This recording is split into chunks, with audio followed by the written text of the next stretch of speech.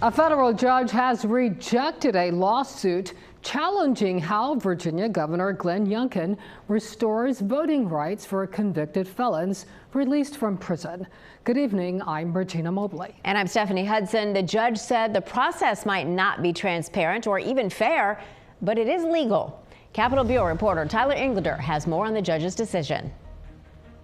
The judge in this case said, much like a monarch, Governor Glenn Youngkin has the sole discretion to decide whether or not to restore someone's right to vote.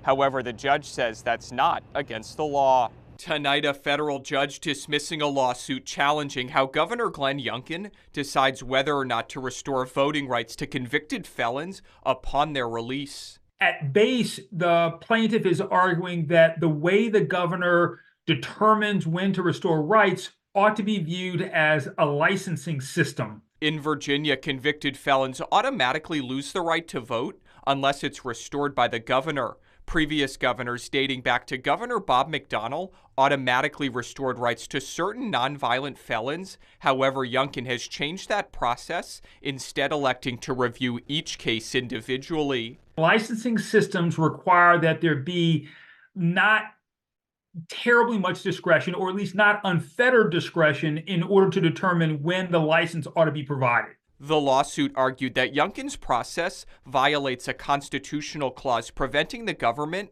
from using arbitrary discretion to prevent someone from exercising their First Amendment rights.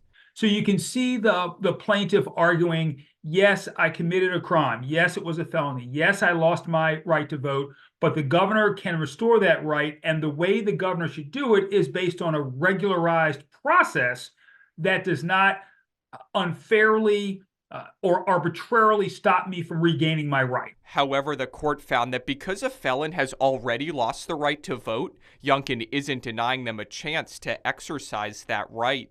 The court here said the ex-offender doesn't have a pre-existing right, because what we're trying to figure out is whether the rights will be restored, therefore no application. Now in a statement, Governor Glenn Youngkin's office says they were, quote, pleased with the ruling. At the state capitol, I'm Tyler Englander.